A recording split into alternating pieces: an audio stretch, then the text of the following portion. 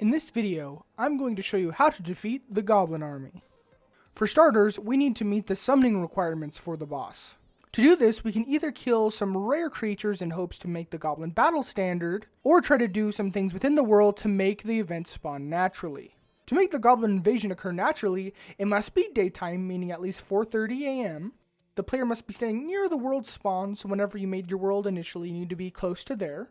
You need to at least have broken one Shadow Orb or Crimson Heart, and one player in the world must have at least 200 health or 10 hearts. Now, while these requirements aren't difficult to meet, the hard part is waiting around for the lucky day where the invasion finally happens. If you do want to know how to get more hearts or find Shadow Orbs or Crimson Hearts, make sure to click the link in the top right or go in the description for the entire playlist. I've already covered those topics in previous videos, so make sure to go check them out for more information.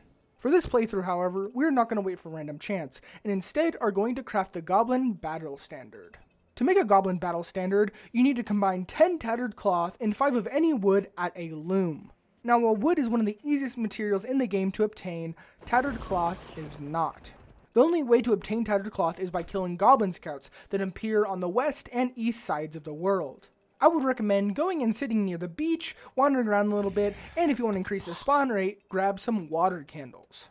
But as you can see, I already have my fair share of Goblin Battle Standards, so I'm ready to fight this boss. All we have to do is wait till morning, and then use the item. Now that it's officially daytime, we can go ahead and summon the Goblin Army. The first thing you'll notice is that the Goblin Army won't immediately spawn. Instead, you'll get text in the bottom left of your screen that says a Goblin Army is approaching from the west. This means that you will have a little bit of time to prepare before the onslaught of goblins arrives. Though not a whole lot of preparation is needed, as most of the goblins are pretty weak. You'll get the message a second time, and then you'll see a Goblin Army meter appear in the bottom right. Unlike most other bosses, this is an invasion type event, meaning that it is not one enemy you're facing, but a whole load of different enemies that spawn randomly. Now, while there are a few types of different goblins, the ones you really want to watch out for are these archers. The goblin sorcerers might appear a little scary at first, but you can actually just swing your sword to get rid of their magic. The only real strategy for this boss is to make sure that you move around a whole lot, get some kills in, and make sure to drink your healing potions. Though there is no need to be overly careful, as the boss does not despawn if you die. That means you can keep respawning until you kill enough goblins to clear the invasion.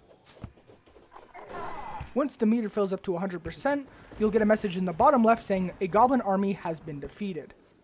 All of the goblins that are left won't immediately disappear, but no new ones will spawn. That means all you have to do is kill what's left on screen, and the Goblin Army will be truly defeated. You might notice that there is no immediate reward for defeating this boss. Instead, within your world somewhere, a new NPC will spawn.